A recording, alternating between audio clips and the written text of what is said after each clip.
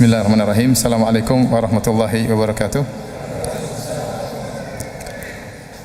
Alhamdulillahi ala ihsanih wa syukru lahu ala taufiqihi wa amtinanih wa asyhadu an la ilaha illallah wahdahu la syarika lahu ta'ziman li sya'nih wa asyhadu anna Muhammadan abduhu wa rasuluhu da'ila ridwanih. Allahumma salli alaihi wa ala alihi wa ashabihi wa ikhwanih.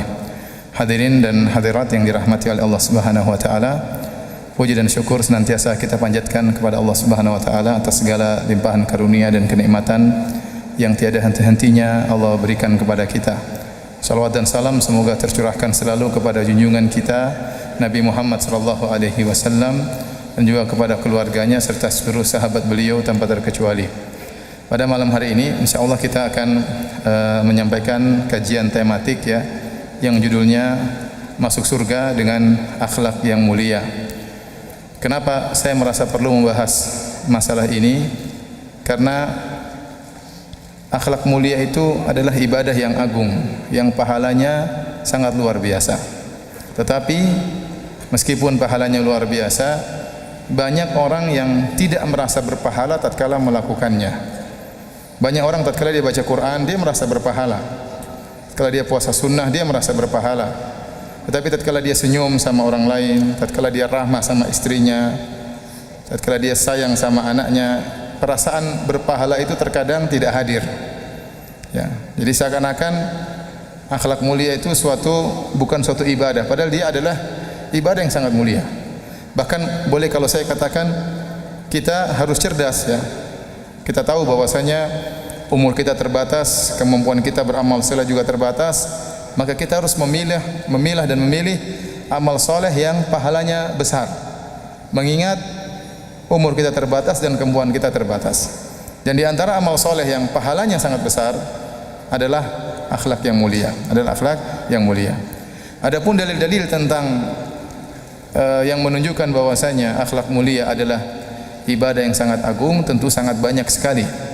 Ya, dalam Al-Quran maupun dalam hadis-hadis Nabi sallallahu alaihi wasallam. Dalam hadis Nabi sallallahu alaihi wasallam contohnya Rasulullah SAW bersabda, "Innama bu'istu liutammima makarimal akhlak." Sungguhnya aku ini hanyalah diutus untuk menyempurnakan akhlak yang mulia. Dan kalimat innama, hanyalah aku ini, dalam bahasa Arab innama tufidul hasar, memberi pembatasan.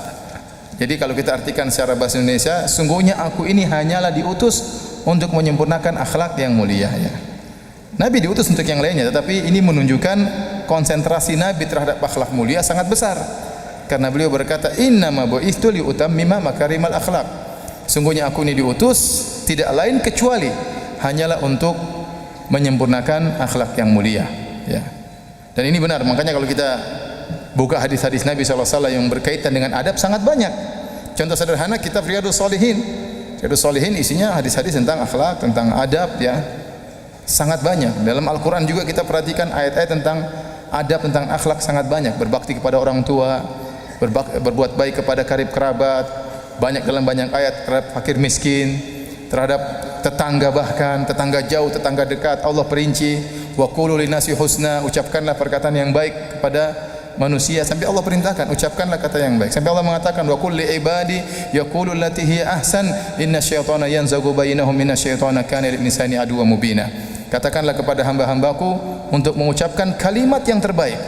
Allah tidak mengatakan yaqulu allati hiya hasan atau hiya husna, tapi kata Allah billati hiya ahsan.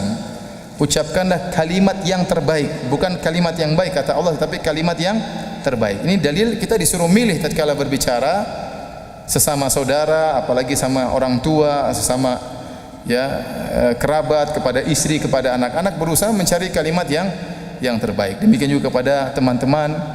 Ini berkaitan semua dengan akhlak. Demikian juga dalam surat misalnya dalam surat Al-Hujurat banyak ayat-ayat berkaitan tentang akhlak. Tidak boleh suudzon, tidak boleh misalnya mencela satu dengan yang lainnya, tidak boleh berbuat ghibah. Ini semua dalam Al-Quran. Ya. Jadi perhatian Nabi terhadap akhlak sangat besar. Di antara dalil yang menunjukkan akhlak mulia adalah ibadah yang agung, Rasulullah SAW bersabda, "Akmalul mu'minina imanan ahsanuhum khuluqa." sebaik-baik sesempurna imannya seseorang adalah orang-orang mukmin yang imannya paling sempurna adalah yang paling baik akhlaknya. Ini nas dalam hal ini, nas yang sangat tegas bahwasanya Anda kalau ingin mengukur barometer iman seseorang, ukurlah akhlaknya. Ukurlah akhlaknya. Kalau dia berakhlak mulia berarti dia imannya terbaik. Imannya terbaik. Ya. Bahkan dalam hadis yang lain kata Nabi sallallahu alaihi wasallam, "Aqrabukum minni majlisan yaumal qiyamah ahasinukum akhlaqa." Orang yang paling dekat denganku pada hari kiamat kelak kata Nabi adalah yang terbaik akhlaknya. Ini dalil orang yang akhlaknya semakin tinggi, semakin baik, dia semakin tinggi surganya, semakin dekat dengan Nabi sallallahu alaihi wasallam.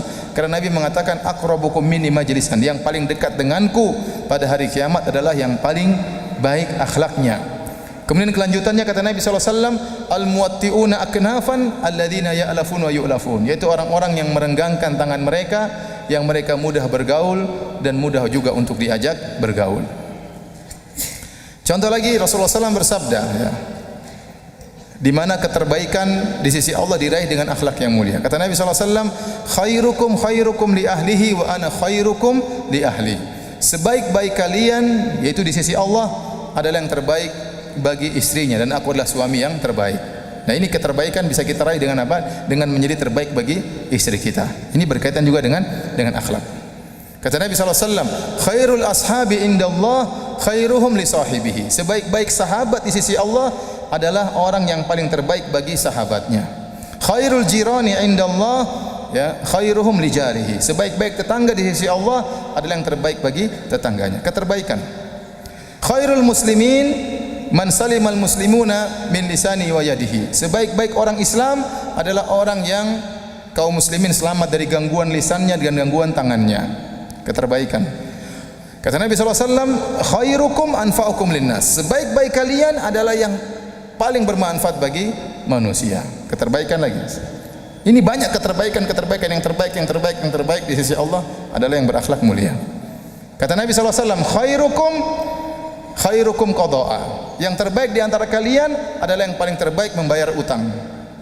Nah, kalau Anda ingin tahu orang ini baik atau tidak di sisi Allah, lihat cara bayar hutangnya. Kalau dia pura-pura lupa hutangnya, ini berarti kurang baik di sisi Allah. Apalagi nomor HP-nya dia ganti. Nah, ini sudah. Karena benar Anda bisa melihat akhlak seorang dari membayar hutang. Kalau orang itu benar-benar baik, dia enggak perlu ditagih, dia akan bayar. Ini sudah ditagih-tagih malah melarikan diri. Sampai dia ngomel sama yang kasih hutang sama dia. Ini kejadian ya. Saya pernah ada seorang ngeluh sama saya, Ustaz, saya nagih hutang sama dia, saya malah dimarah-marah Ustaz. Loh kok bisa? Waktu saya nagih dia bilang, kamu tuh kenapa nagih sekarang? Minggu lalu uang saya ada, kamu nggak nagih. Sekarang uang saya sudah nggak ada, baru kamu tagih. Nah, kamu yang bahlul, kalau sudah punya duit bayar, jangan tunggu ditagih. Ya, bayangkan. Jadi keterbaikan, yang terbaik ternyata kalau Anda ingin menjadi orang terbaik di sisi Allah, banyak caranya dengan berakhlak yang mulia. Rasulullah SAW bersabda, al-birru husnul khuluq. Kalimat yang ringkas tapi menunjukkan intisari kebaikan. Jadi Rasulullah SAW ditanya tentang apa itu albir. Albir itu kebajikan. Kebajikan itu kan banyak.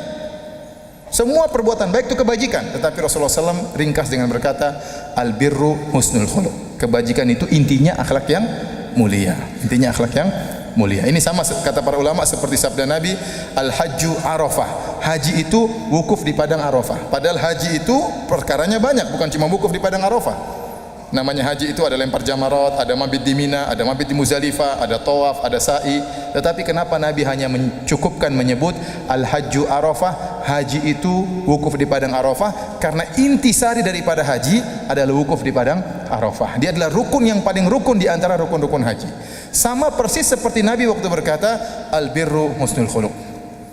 Ya, kebajikan itu banyak, kebaikan itu banyak. Intisarinya adalah akhlak yang mulia. Su'ila Nabi sallallahu alaihi wasallam an ayyu syai'in an aktsari ma yudkhilun nas al jannah. Rasulullah SAW ditanya tentang perkara yang paling banyak memasukkan manusia dalam surga. Apa sih perkara yang paling mudah memasukkan orang dalam surga? Kata Nabi sallallahu alaihi wasallam, taqwallah wa husnul khuluq. Kata Nabi, bertakwa kepada Allah dan akhlak yang mulia. Padahal kita tahu akhlak yang mulia itu bagian daripada takwa. tetapi Nabi mengkhususkan penyebutannya. Kata Nabi, yang paling banyak memasukkan orang dalam surga adalah bertakwa kepada Allah dan husnul khuluq, akhlak yang mulia. Rasulullah SAW bersabda lagi, ala adullukum ala man yahrumu 'alan nar aw man tahrumu 'alaihi nar. Maukah aku tunjukkan kepada kalian tentang seorang yang haram masuk neraka atau orang yang neraka haram menyentuhnya? Rasulullah SAW sampai mengulangi dengan dua model pembicaraan, padahal sama saja. Kata para ulama, ini untuk menekankan. Kata Nabi, maukah aku kabarkan kepada kalian tentang orang yang haram masuk neraka dan neraka haram menyentuhnya? Sama saja kan? Kalau nggak bisa masuk neraka, ya neraka nggak akan menyentuhnya. Sama sebenarnya, cuma Nabi menggunakan dengan dua ibarat dalam rangka untuk menekankan. Kata para sahabat, tentu siapa orang itu ya Rasulullah? Betapa beruntung orang tersebut. Dia haram masuk neraka dan neraka haram menyentuhnya. Kata Nabi SAW, kullu qaribin hayyinin sahlin layyin. Apa tadi kata Nabi? Belum hafal. Kullu qaribin hayyinin sahlin layyin.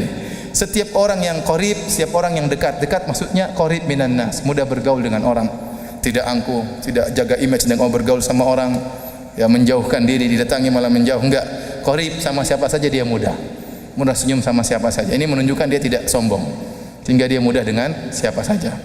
Kemudian apa? Layyin sama. Layyin itu lembut, hayyin mudah. Mudah itu mudah membantu orang lain, ringan tangan. Sahal juga sama. Ini maknanya mirip-mirip. Lembut, dekat, mudah, ringan. Itu maknanya kalau secara bahasa. Intinya ini semua berkaitan dengan akhlak. Disebutkan sahlun. Apa maksudnya sahlun? Yaitu dia mudah dalam fi qada'i hawaijin nas, mudah dalam membantu orang lain. Kalau orang minta tolong sama dia mudah bantu dengan hartanya, dengan idenya, dengan tenaganya, dengan pikirannya, mudah. Orang ini mustahil neraka menyentuhnya. Nabi bilang dia enggak mungkin disentuh oleh neraka. Kenapa? Akhlaknya mulia. Makanya Rasulullah SAW bersabda tentang orang-orang yang mudah. Kata Nabi SAW, rahimallahu imra'an samhan idza ishtara, samhan idza ba'a, samhan idza iqtada. Kata Nabi SAW, semoga Allah merahmati seorang yang mudah tatkala menjual, mudah tatkala membeli, dan mudah tatkala menagih hutang. Maksudnya gimana? Dia mudah orangnya. Kalau jual barang, orang tawar ya dijual mudah. Berapa harganya? 100 juta, 80 ya, ya udah ambil aja. Ya mudah. Cuma kurang 20 juta nggak jadi masalah. Yang penting dia sudah untung. Ada orang berapa? 100 juta, 99, enggak, 1 rupiah pun enggak akan saya turunkan. Kamu enggak mau ya sudah. Wah ini namanya susah kalau menjual. Ini tidak disukai oleh Nabi SAW. Yang Nabi suka adalah yang apa? Samhan idza ba'a, mudah untuk menjual. Mudah untuk menjual. Selama dia dapat untungnya dijual, nah apa? Rezeki nanti datang dari yang lain. Kenapa harus untung harus banyak-banyak? Yang penting udah untung selesai sudah. Ini disukai oleh Nabi SAW. Ini yang orang seperti ini yang haram neraka menyentuhnya. Saman idza ishtara, orang yang juga mudah tatkala membeli. Ada orang jual barang, berapa harganya? 100 juta. Jadi tawarnya masuk akal, 95 ya. Iya silakan. Mudah, 95. Turun dikit dong. 95 ya. Iya sudah saya beli. Mudah. Ada orang enggak, berapa harganya? 10.000, 3.000 ya. Subhanallah. Istri saya cerita, dia pernah keluar sama seorang akhwat pakai cadar, kemudian nawar barang belanja. Berapa harganya? 10.000, 3.000. Istri saya malu, mau pergi. Tawar 3.000, 10.000 jadi apa? 3.000. Akhirnya penjualnya marah-marah. Mbak, kalau nggak mau beli nggak usah tawar mbak, katanya. 10.000 ditawar 3.000, yang masuk akal dong mbak kalau nawar. Jadi ada orang seperti itu ya, dan ada orang bangga seperti itu. Tenang, saya yang tawar, tenang, kamu tunggu saja. Nanti ditawar sama dia, berapa? 10.000. 3.000 ya? Enggak. Lah 3.000 lah. Enggak 3.000. Enggak kok. Enggak mau pergi dia. Akhirnya orangnya kasih, ini ambil dah. 3.000 enggak, gratis ambil aja. Jadi ini enggak benar juga. Padahal kita tahu jual beli itu antara dan minkum, di antara keridhaan, harus ada ridho antara pembeli dan penjual. Bisa jadi penjual jual dengan terpaksa, itu enggak boleh. Dan tidak boleh juga pembeli membeli dengan apa? Terpaksa. Ya. Kemudian kata Nabi SAW, samhan idza iqtada. Demikian juga orang yang mudah tatkala dia menagih hutang. Nagih hutang, orang belum bisa bayar, dia tahu orang ini sudah berusaha, ya udah dia ringankan, nantilah, tidak apa-apa. Yang penting dia tahu dia berusaha. Beda kalau orang kepala batu, kemudian bohong, itu lain cerita. Tapi dia tahu orang ini sudah berusaha, sudah bekerja, namun tidak mampu. Ya dia bilang, "Tidak apa, lain kali dibayar." Atau dia bilang, "Bayar separuh saja." Ini orang yang dirahmati oleh Allah Subhanahu wa taala. Inilah orang-orang yang berakhlak mulia yang diharamkan neraka bagi mereka. Taib. Hadis yang lain. Kata Nabi sallallahu alaihi wasallam dalam hadisnya, kata Nabi sallallahu alaihi wasallam, "Laisa syai'un athqalu fi mizanil mu'min yaumal qiyamah min husnil khuluq." Tidak ada satu amalan yang paling berat di timbangan seorang pada hari kiamat seperti akhlak yang mulia. Ini dalil bahwasanya, kata Nabi, tidak ada sesuatu yang paling berat pada hari kiamat seperti akhlak yang mulia. Ini dalil bahwasanya tidak semua amal soleh timbangannya sama, beda-beda. Ya. Amal soleh ini ada timbangannya, amal soleh timbangannya. Di antara amal soleh yang timbangannya sangat berat adalah akhlak yang mulia. Adalah akhlak yang mulia. Maka saya katakan tadi, Anda harus cerdas. Umur Anda terbatas, kemampuan Anda beramal terbatas, ada ibadah yang pahalanya besar, di antaranya akhlak yang mulia. Bukankah Rasulullah SAW mengatakan tidak ada akhlak mulia yang disepelekan oleh Nabi? Enggak ada yang disepelekan. Makanya dia mengatakan, la tahqiranna minal ma'rufi syai'an walau an talqa bi akhika bi wajhin talaq. Jangan kalian meremehkan kebaikan sedikit pun meskipun hanya senyum tatkala ketemu dengan saudara. Ini akhlak yang mulia, tapi tidak disepelekan oleh Nabi.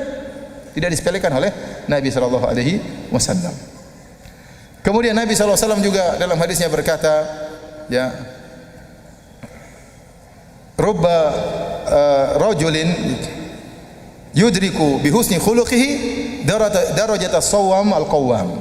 Atau kama qala Nabi sallallahu alaihi wasallam. Kata Rasulullah sallallahu alaihi wasallam, betapa banyak lelaki yang dengan akhlak yang mulia dia mencapai derajat orang yang senantiasa puasa sunnah dan senantiasa salat malam.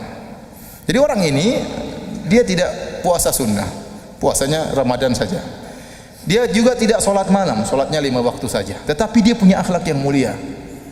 Murah senyum, suka membantu orang, tidak menyakiti hati orang lain, tidak dengki sama orang, tidak dendam sama orang lain, mudah memaafkan orang lain.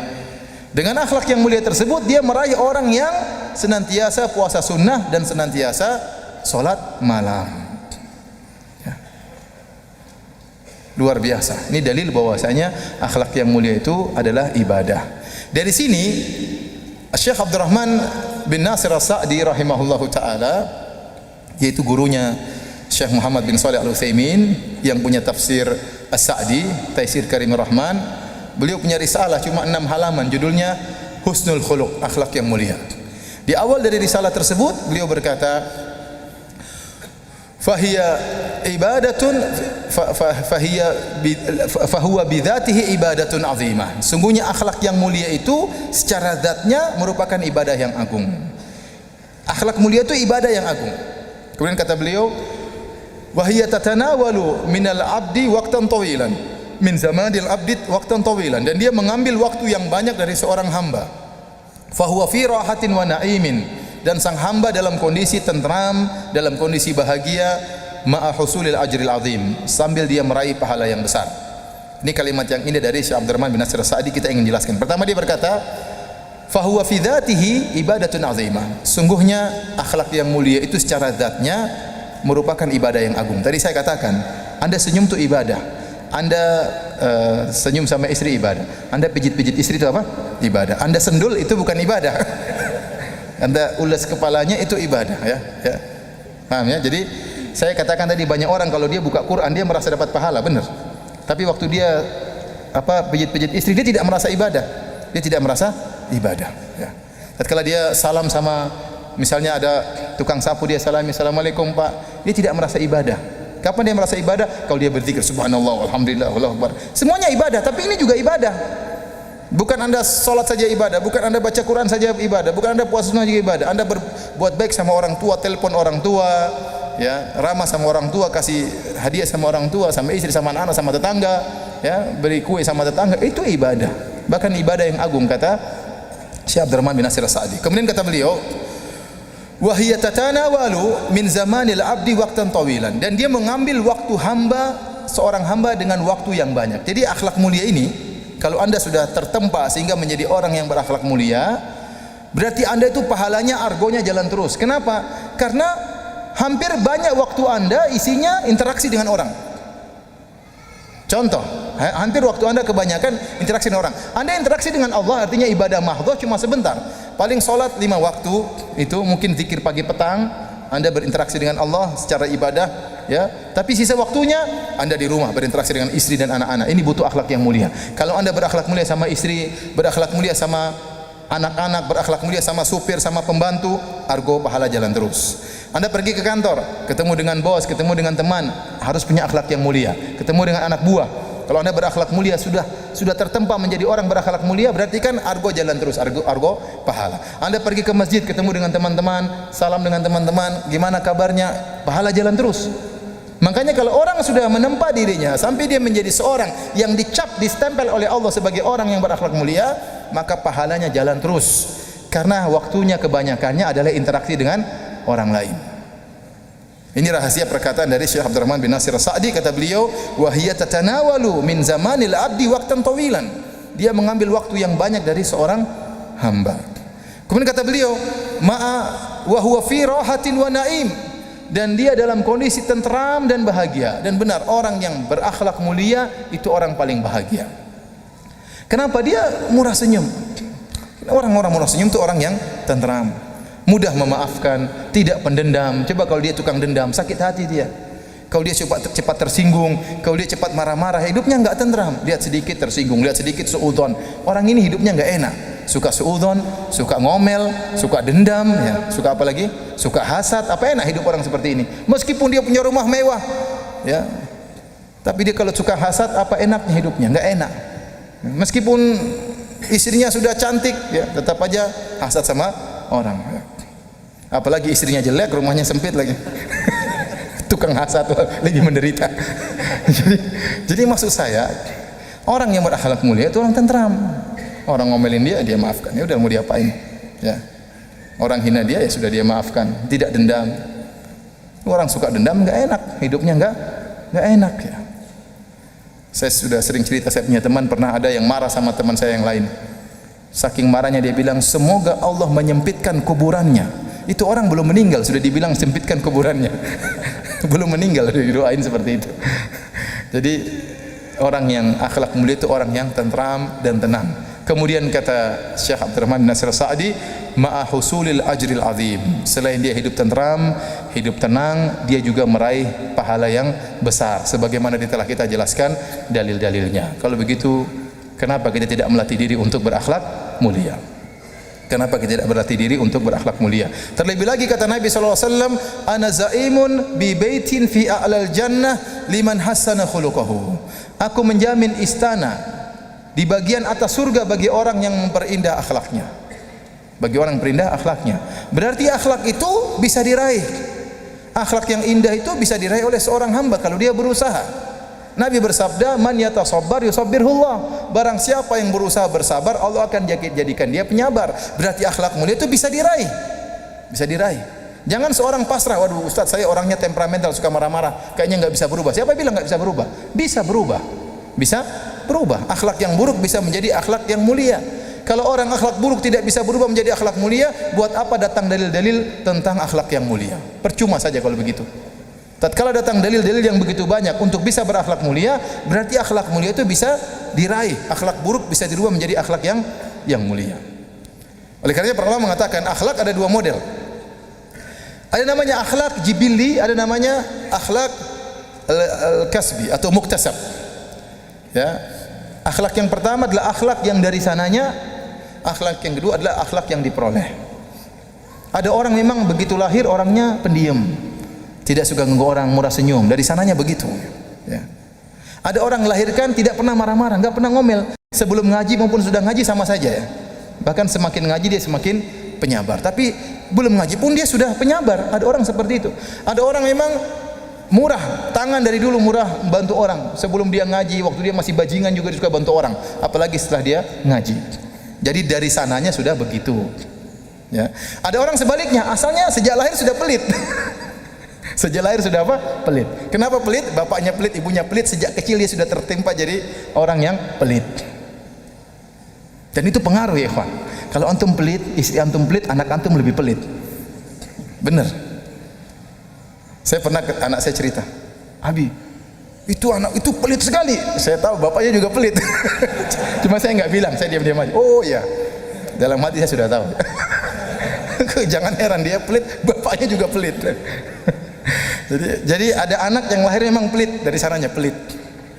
Ada orang memang temperamental, suka marah-marah, mungkin hidupnya di tengah hutan atau di pinggir lautan, suka ngomel-ngomel, biasa kehidupannya. Nah, sekarang dia berusaha. Jadi dari pelit berusaha, akhirnya jadi dermawan. Itu bisa. Dia berjuang, berat sekali mengeluarkan uang 10.000, tapi dia paksa, akhirnya bisa 10.000. Ya, besok lagi keluar lagi 100.000, paksa. Nggak mau paksa ya, pokoknya gitu. Ya. Akhirnya lama-lama dia jadi tidak pelit. Ada orang suka temperamental, marah-marah. Dia latih diri, mau marah dia tahan. Ngapain saya marah-marah?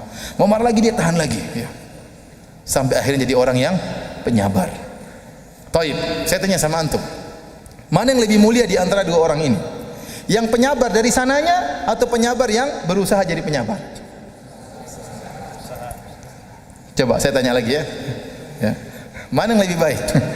Yang penyabar dari sananya atau yang akhirnya berusaha jadi penyabar?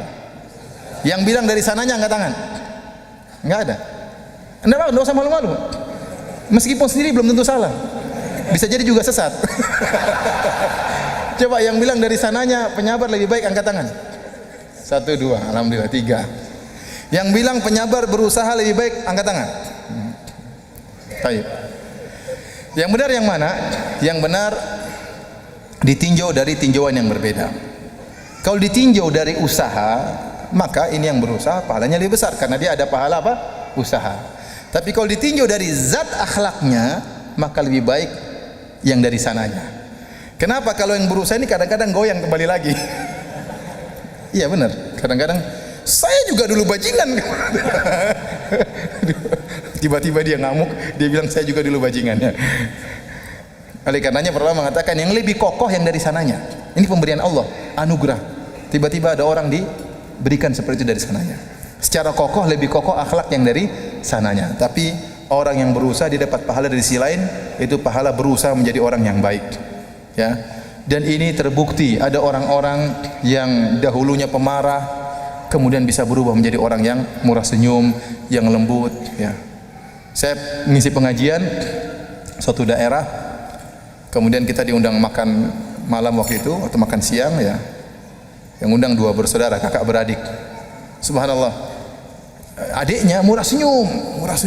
Gimana Ustaz? Semua jadi senyumin, baik. Begitu saya keluar, teman-teman bilang, Ustaz tahu si fulan tadi? Yang senyum-senyum tadi? Iya. Ustaz tahu itu. Itu dulu tukang marah-marah Ustaz. Loh kok bisa begitu? Saya juga nggak tahu Ustaz. Sekarang murah senyum. Sampai-sampai kalau dia beli barang sama saya, dia tawar senyum-senyum, saya langsung kasih. Saya nggak bisa nolak karena senyumannya. Subhanallah. Ini kenyataan. Jadi ada orang yang suka marah-marah bisa berubah. Berbeda dengan orang yang sombong dan angkuh. Mohon maaf, tolong maju agak merapat. Ada teman-teman yang dari belakang. Tolong masuk, maju.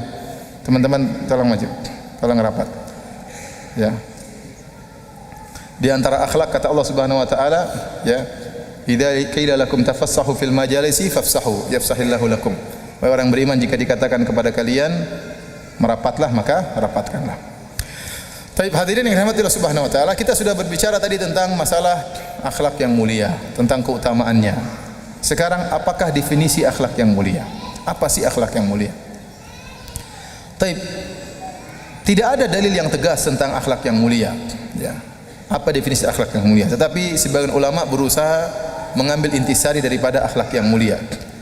Di antara mereka ada yang mengatakan akhlak yang mulia sebagaimana yang disebutkan dalam hadis Nabi SAW dalam Sahih Muslim. Kata Rasulullah SAW, "Wa man ahabba an yuzahzaha 'anil nar wa udkhilal jannata falta'tihi maniyatuhu wa huwa yu'minu billahi wal yawmil akhir wal ya'ti ila an-nasi alladhi yuhibbu an yu'ta ilaihi."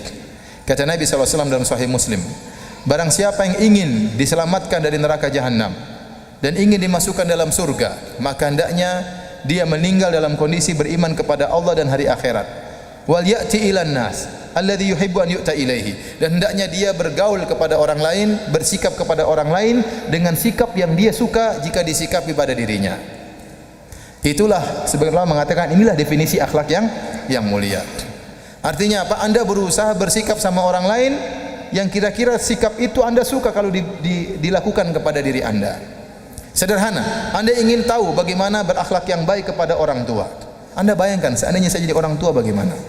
Kalau saya jadi orang tua, saya ingin anak saya sering telepon saya. Saya ingin anak saya datang. Kalau datang bawa hadiah. Saya ingin anak saya seminggu sekali bawa cucu-cucu saya ketemu saya. Seperti itu. Ya. Kira-kira orang tua saya ini maunya gimana?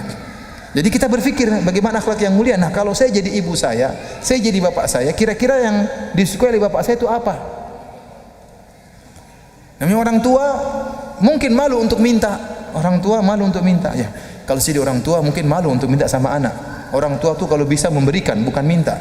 Kalau gitu nggak perlu saya tunggu dia minta. Saya tak, mak ada perlu apa? Ada yang bisa saya bantu? Lihat apa keperluannya kita kasih. Itu namanya akhlak mulia sama orang tua. Kalau ingin tahu akhlak yang mulia sama suami bagaimana? Renungkan. Coba kalau saya jadi suami, kira-kira apa yang diinginkan oleh suami saya? Oh, suami saya inginnya nikah 4. Enggak ya, ibu-ibu, bercanda ya. Tapi bercanda saya enggak bohong ya, kenyataan. Baik, jadi kira-kira suami apa yang disukai oleh suami? Suami suka kalau dia pulang dari kantor, istrinya sambut, ya, bukakan kaos kakinya, cium tangannya, ya itu. Kira-kira seperti itu. Berarti kalau istri yang berakhlak mulia, suaminya datang disambut. Ya. Dia sudah berpenampilan rapi, sudah bersih, sudah harum. Nah, itu yang dicari oleh suami. Apa yang diingin kalau saya jadi suami? Kalau suami ingin mengajak ke tempat tidur, istrinya tidak nolak dengan berbagai macam dalil. Ya. Antum ketawa padahal banyak yang belum nikah ya. Baik. Jadi kira-kira seperti itulah. Jadi ingin tahu akhlak mulia. Sekarang berakhlak mulia bagi istri gimana? Ya, kalau saya jadi istri kira-kira gimana? Ingin suami saya perhatian sama saya, jangan ketemu di rumah WhatsAppan terus tidak perhatian sama saya. Ya, ajak seminggu sekali makan di luar misalnya. Ya. Terus belikan saya emas. Nah, itu suami yang baik, berakhlak mulia sama istri. Nah, kita pikir kira-kira istri saya sukanya apa? Istri sukanya baju. Ya sudah, kita antar beli baju, suruh milih, biar dia pilih sendiri ya. Istri perempuan sukanya begitu, ya. Perempuan sukanya begitu. Jadi sebelum kita bertindak, kira-kira akhlak yang mulia kira-kira seperti itu. Apa yang kalau saya jadi dia, apa yang sebaiknya saya inginkan.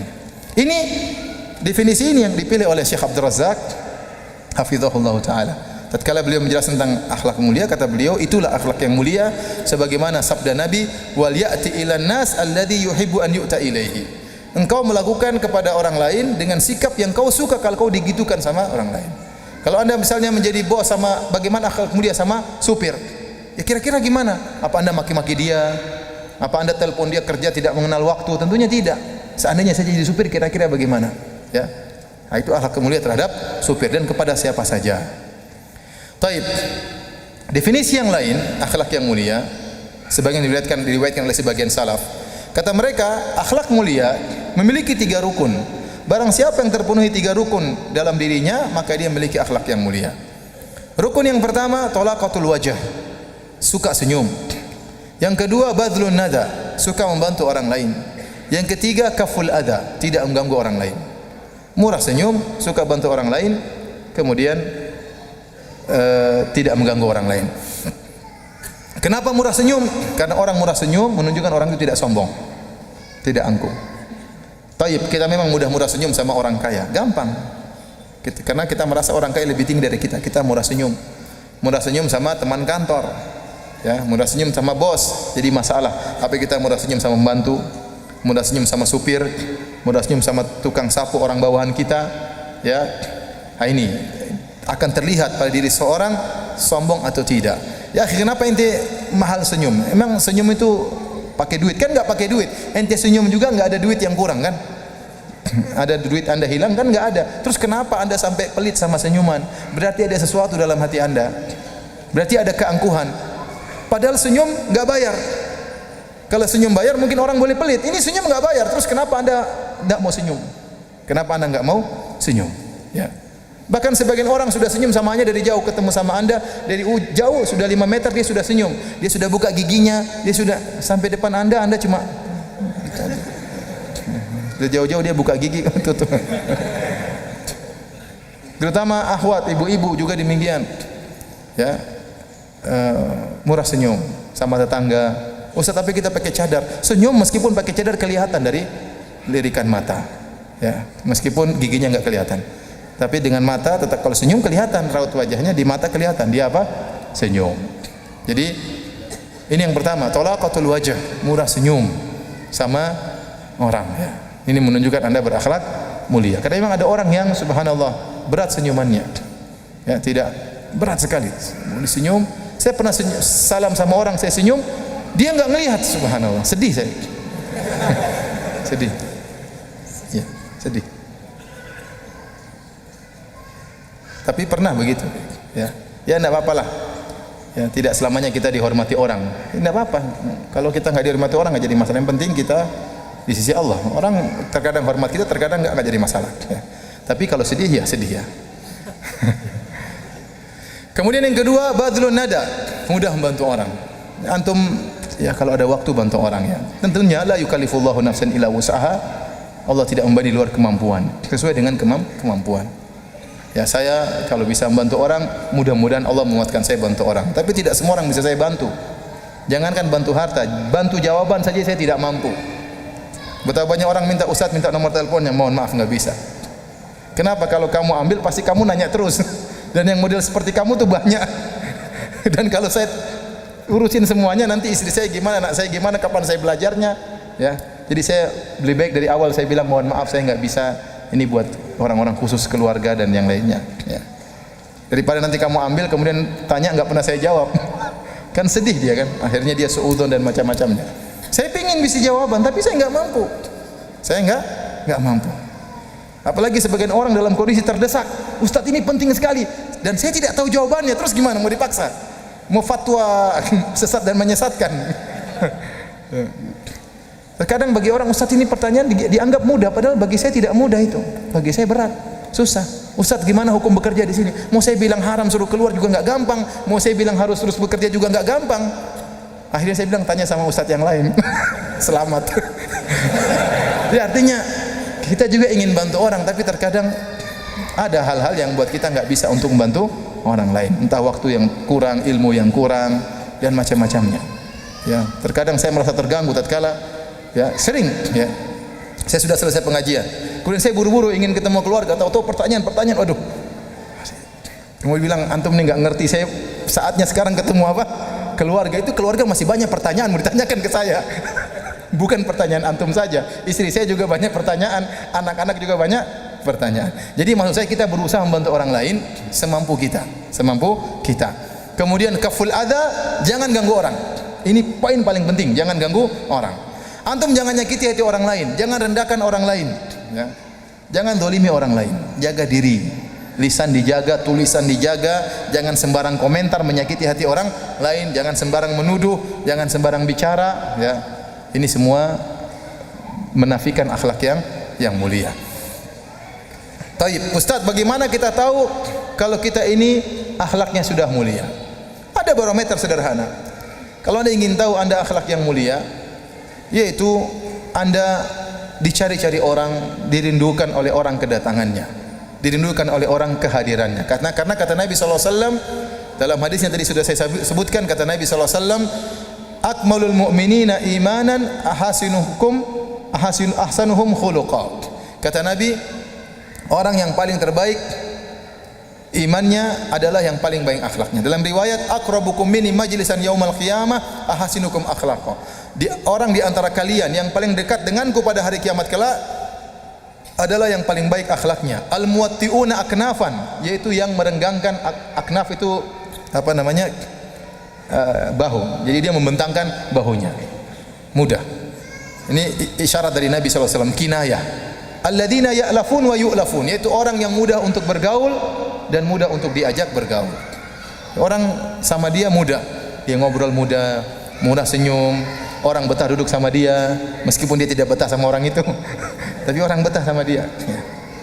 Ini berarti Anda berakhlak mulia, dicari oleh orang. Kalau Anda enggak hadir ditanya, mana si fulan kok tidak ada? Kenapa orang merasa tentram kalau ada dia? Ini berarti akhlak yang mulia, ya. Menunjukkan Anda mudah bergaul. Kata Nabi SAW, al-mu'min ya'laf fa yu'laf. Seorang mukmin mudah untuk bergaul dan mudah untuk diajak bergaul. La khaira fi man la ya'laf wa la yu'laf. Tidak ada kebaikan bagi orang yang tidak mudah untuk bergaul dan tidak mudah untuk diajak bergaul. Sendirian enggak mau bergaul sama orang. Ini bukan akhlak yang mulia. Akhlak mulia itu Anda mudah berinteraksi sama orang dengan akhlak yang baik.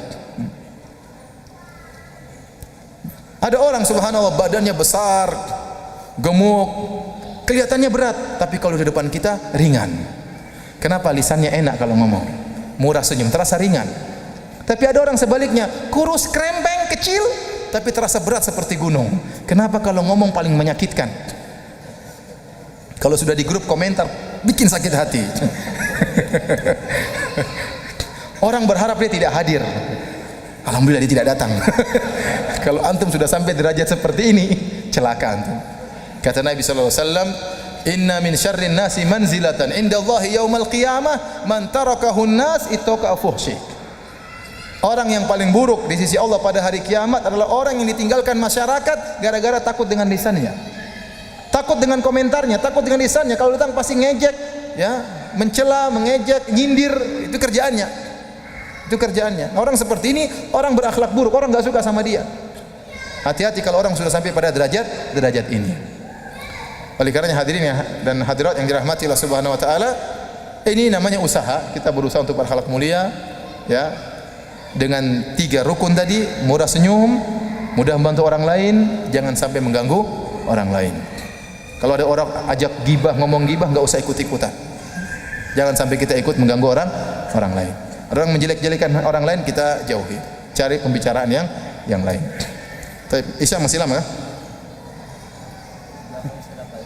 Khamsa daqaiq. Taib. Hadirin yang dirahmati Allah Subhanahu wa taala. Habis sisa kita lanjutin ya. Masih berapa menit? 3 menit lagi. Kalau gitu 3 menit lagi kita stop dulu. Nanti pada Isya kita lanjutkan insyaallah setengah jam baru kita buka tanya jawab insyaallah taala karena siap-siap untuk berwudu. Demikian. Assalamualaikum warahmatullahi wabarakatuh. Bismillahirrahmanirrahim. Assalamualaikum warahmatullahi wabarakatuh. Alhamdulillah, salatu wassalamu ala Rasulillah wa ala alihi wa ashabihi wa man tabi'ahum bi ihsan ila yaumiddin, amma ba'd. Hadirin dan hadirat yang dirahmati oleh Allah Subhanahu wa taala. Pada sesi pertama tadi telah kita bahas tentang keutamaan akhlak yang mulia dan juga definisi akhlak yang mulia. Maka pada sesi yang kedua ini saya ingin mengambilkan satu contoh dari akhlak yang mulia. Karena kalau kita bicara tentang poin-poin dari akhlak yang mulia tentu sangat banyak ya. Seperti mudah memaafkan, tidak suka marah-marah, tawadhu, tidak sombong, ya, suka membantu orang lain dan macam-macamnya. Tapi pada kesempatan kali ini saya ingin membahas tentang satu poin akhlak yang mulia yang Allah sebutkan dalam Al-Qur'an, yang Allah beri ganjaran yang besar, yaitu mudah memaafkan. Mudah memaafkan. Kenapa saya angkat masalah ini? Karena ini akhlak yang paling berat. Yang paling berat. Kebanyakan orang kalau dizalimi dia ingin balas. Dia ingin balas. Kalau bisa balasnya lebih daripada dizalimi ya. Kalau dia dipukul sekali sama orang, kalau bisa dia pukul 10 kali ya. Kebanyakan orang seperti itu, mengikuti hawa nafsunya. Dan disakiti, dizalimi itu paling tidak mengenakan. Makanya Nabi SAW juga merasa berat tatkala kata-katain, dituduh dengan tuduhan yang tidak-tidak. Allah sebutkan dalam Al-Quran di akhir dari surat Al-Hijr, kata Allah, وَلَقَدْ نَعْلَمُ أَنَّكَ يَضِيقُ صَدْرُكَ بِمَا يَقُولُونَ. Sungguh kami telah tahu wahai Muhammad, dadamu terasa sempit akibat apa yang mereka ucapkan tentangmu. Itu orang-orang kafir menuduh Nabi Muhammad sebagai pendusta, kadzab, sebagai sahir, penyihir, sebagai mashur, orang yang tersihir, disebut syairun majnun, penyair gila, disebut sebagai sabi, orang yang keluar dari adat istiadat nenek moyangnya, dan tuduhan yang macam-macam, dituduh sebagai pemutus silaturahmi. Dan ini terasa berat bagi Nabi. Sebelumnya mereka menyanjung Nabi, sebelum Nabi menyebutkan dirinya sebagai seorang Nabi, mereka memberi gelaran Nabi dengan gelaran yang sangat indah, itu Shadiqul Amin, orang yang jujur dan terpercaya. Setelah itu berubah dari pujian menjadi cercaan, dan itu terasa berat bagi Nabi. Ya. Makanya Allah mengatakan walaqad na'lamu annaka yadhiqu sadruka bima yaqulun. Sungguh kami tahu dadamu terasa sempit akibat apa yang mereka ucapkan wahai Muhammad. Allah beri solusi, kata Allah, fasabbih bihamdi rabbika wa kum minas sajidin. Hendaknya engkau banyak bertasbih kepada Allah dan hendaknya kau sujud kepada Allah Subhanahu wa taala. Itu solusi. Jangan sibukkan dengan apa yang mereka ucapkan, sibuklah engkau untuk beribadah kepada Allah Subhanahu wa taala. Nah, kalau Nabi sallallahu alaihi wasallam saja merasa berat akibat tuduhan-tuduhan yang tidak-tidak, cercaan dan celaan, bagaimana kita dengan umatnya? Makanya kata orang, ya, bahwasanya kalau disakiti dengan lisan itu menyakitkan. Kata seorang penyair, jarahatu as-sinani lahal ti'amu wa la yal'amu ma jarahal lisanu. Sesungguhnya luka yang diakibatkan sayatan pedang masih bisa disembuhkan, tetapi luka yang diakibatkan sayatan lisan susah untuk disembuhkan. Susah untuk disembuhkan. Sakitnya itu di mana? Di ubun-ubun, ya. Oleh karenanya para hadirin Allah Subhanahu wa taala, kita akan berbicara tentang sifat yang sangat berat, tapi itulah sifat para anbiya, sifat orang-orang yang berjiwa besar. Ya, sifat mudah memaafkan. Karena kalau para nabi tidak mudah memaafkan, mereka akan stres dan segera cepat meninggal dunia, kena stroke dan macam-macamnya. Karena godaan tidak akan ada henti-hentinya kepada mereka, cercaan tidak ada henti-hentinya bagi mereka. Tapi mereka berjiwa besar. Oleh karenanya Nabi Musa alaihissalam waktu diutus kepada Fir'aun, dia berdoa kepada Allah dengan doa yang kita sudah hafal kebanyakan kita. Dan beliau mengatakan, Rabbi syrah li sadri wa yassir li amri wahlul 'uqdatam min lisani yafqahu qawli waj'alni waziran min ahli, dan seterusnya. Dia mengatakan di awal doa tersebut, ya Allah, lapangkanlah dadaku. Lebarkanlah apa? Dadaku. Karena kalau dada kita sudah lebar, sudah lapang, yang lain mudah. Ya, yang lain mudah. Terkadang perkara berat di hadapan kita, tapi kalau dada kita lapang jadi mudah. Ini yang paling penting. Seorang bagaimana dadanya lapang, tidak sempit, ya, dadanya lapang sehingga dia mudah untuk memaafkan. Sifat ini, sifat maafkan, sifat yang berat, ya. Saking beratnya sampai-sampai tidak wajib memaafkan, tidak wajib. Oleh karenanya Allah membolehkan kita balas. Seperti firman Allah Subhanahu wa taala, wa jazaa'u sayyi'atin sayyi'atun mithluha. Faman 'afa wa aslaha fa ajruhu 'ala Allah innahu la yuhibbudz zalimin. Kata Allah, balasan dari keburukan adalah keburukan semisalnya. Kata Allah, boleh kau balas, enggak jadi masalah. Tapi Allah beri pilihan kedua. Allah beri pilihan yang kedua. Faman 'afa wa aslaha, barang siapa yang memaafkan dan berbuat baik, fa ajruhu 'ala Allah, maka pahalanya di sisi Allah. Tapi seandainya ada orang tidak memaafkan, Ustaz, saya tidak memaafkan dia, Ustaz, saya mau tuntut dia di akhirat. Itu hak kamu, terserah kamu. Tidak harus memaafkan. Tidak harus. Karena Allah tahu memaafkan itu berat. Makanya, ya, kalau orang lagi marah sama orang lain masalah dunia, boleh menghajar selama 3 hari, boleh tidak maafkan 3 hari. Kata Nabi sallallahu alaihi wasallam, la yahilu li muslimin an yahjura akhahu fawqa 3. Fayaltaqiyani fayuridu hadha wa yuridu hadha wa khairuhuma alladhi yabda'u bis salam. Kata Nabi sallallahu alaihi wasallam, tidak halal bagi seorang muslim untuk memboikot saudaranya lebih daripada 3 hari. Tidak boleh. Jadi boleh kita jengkel sama orang, kita bombe ini, enggak ketemu dia, kita enggak mau ketemu. Dia salam, kita enggak jawab, boleh, tapi 3 hari. Kenapa? Karena syariat tahu langsung memaafkan itu enggak mudah. Dia jengkel 3 hari, yaitu syariat bilang enggak apa, biar aja. Jengkel 3 hari enggak apa-apa, enggak berdosa. Dia salam kita enggak jawab, dia telepon kita enggak angkat, dia SMS kita 3 hari kita cuekin. Tapi hari keempat Anda harus memberi salam. Meskipun tidak harus bersahabat lagi seperti awal, tapi harus memberi salam. Karena sesama muslim tidak boleh saling apa? Memboikot. Ya. Karena tidak ada orang yang bisa langsung memaafkan kecuali Nabi sallallahu alaihi wasallam, ya. Kecuali Nabi sallallahu alaihi wasallam. Oleh karenanya para hadirin Allah Subhanahu wa taala, kalau seorang tidak mau memaafkan dan dia dendam, dia yang seakan tutup di akhirat, ini dibolehkan. Dalam ayat yang lain kata Allah Subhanahu wa taala, fa in aqabtum fa aqibu bimithli ma uqibtum bih. Kalau kalian ingin membalas, maka balaslah sebagaimana engkau dizalimi. Tapi ada pilihan kedua, wala in sabartum la huwa khairul lisabirin. Kalau kalian bersabar, maka itu lebih baik bagi orang yang bersabar. Pahalanya lebih besar kalau Anda memaafkan. Memaafkan ini bukan perkara sepele. Karena disebutkan secara khusus dalam Al-Qur'an. Tidak semua akhlak mulia disebut dalam Al-Qur'an. Tatkala memaafkan disebut dalam Al-Qur'an, ini menunjukkan ini akhlak yang besar. Allah sebutkan dalam surat Ali Imran tentang para penghuni surga, kata Allah Subhanahu wa taala, wasari'u ila maghfiratin min rabbikum wa jannatin 'arduha as-samawati wal ardu uiddat lil muttaqin. Bersegeralah kalian menuju ampunan Allah dan menuju surga Allah yang luasnya seluas langit dan bumi yang Allah siapkan bagi orang-orang yang bertakwa. Siapa orang-orang bertakwa yang Allah siapkan surga bagi mereka? Kata Allah Subhanahu wa taala, "Alladzina yunfiquna fis sarra'i wad dharra'i wal kadhiminal ghaidh wal 'afina 'anil nas wallahu yuhibbul muhsinin." Yaitu orang-orang yang senantiasa berinfak. Dalam kondisi lapang mereka berinfak, dalam kondisi sulit mereka tetap berinfak meskipun mungkin infaknya lebih kecil, tapi tetap berinfak meskipun dalam kondisi sulit. Kemudian kata Allah, "Wal kadhiminal ghaidh," orang yang meredam amarah. Kadhiminal ghaidh kata para ulama maksudnya seperti air yang sudah berada di puncak tinggal meluber, tinggal keluar tapi dia tahan. Jadi kebenciannya sudah jengkel, sudah di ubun-ubun kemudian dia tahan. Ini namanya al-kadhimina al-ghaidh, yaitu orang yang meredam amarah tatkala amarahnya sudah di puncak. Kemudian Allah sebutkan yang ketiga, wal 'afina 'anin nas, yaitu orang-orang yang memaafkan orang-orang yang berbuat zalim kepada dia. Allah tutup ayatnya dengan berkata, wallahu yuhibbul muhsinin. Allah mencintai orang-orang berbuat ihsan. Dan kita tahu dalam derajat agama ada 3 derajat, Islam, iman dan ihsan. Ihsan yang paling tinggi. Makanya saya katakan orang yang memaafkan itu orang yang sudah sampai derajat ihsan.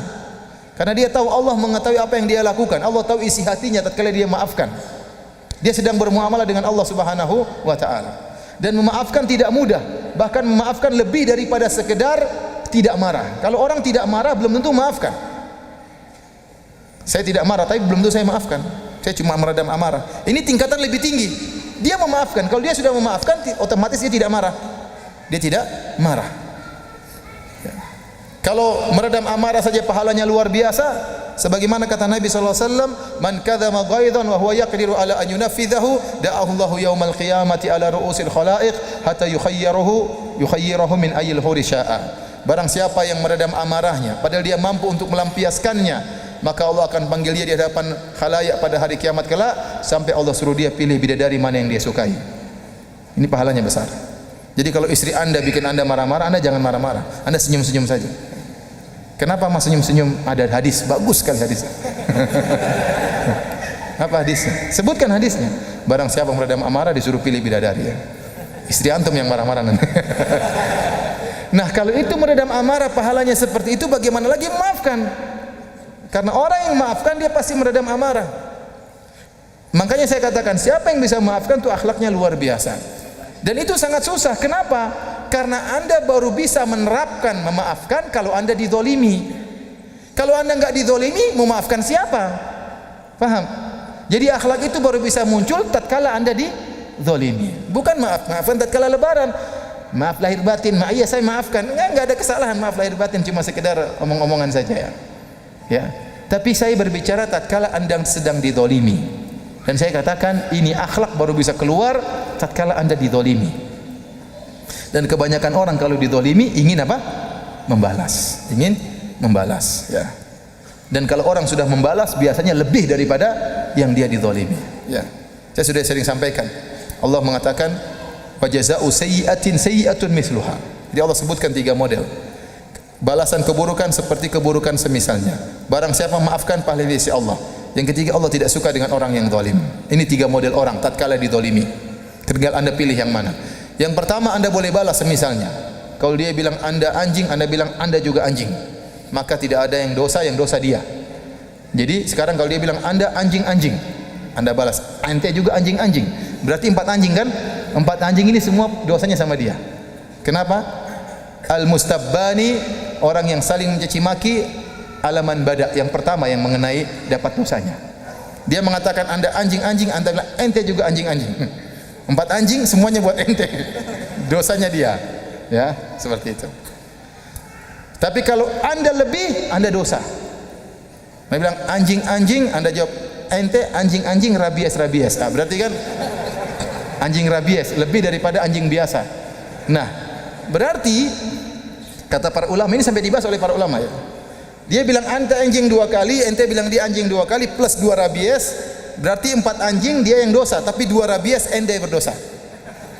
Karena Anda membalas lebih daripada yang seharusnya.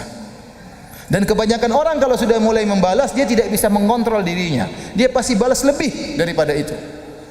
Baik dalam perdebatan, dalam pertikaian, pasti lebih daripada dia dizalimi. Oleh karenanya yang aman memaafkan. Makanya saya katakan kalau Anda dizalimi ada 3 kemungkinan. Pertama, Anda balas semisalnya dan Anda tidak berdosa, dosanya semua buat dia. Yang kedua, Anda balas lebih, maka Anda berdosa. Sekarang Anda jadi orang yang zalim. Ada dosa yang Anda tanggung. Yang ketiga, Anda maafkan, faman afa wa aslaha fa ajru Allah. Barang siapa yang maafkan, maka pahalanya di sisi Allah Subhanahu wa taala. Tapi itu sangat berat karena asalnya orang yang dizalimi ingin apa? Membalas.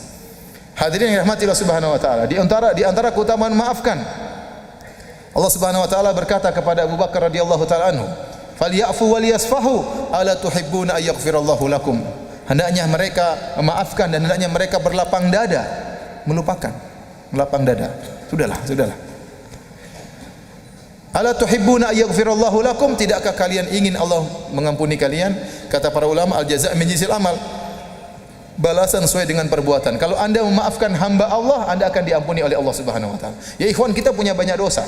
Terkadang kita sudah minta ampun sama Allah, istighfar. Ada dosa-dosa yang Allah ampuni, ada dosa yang tidak Allah ampuni. Ada dosa yang belum Allah ampuni.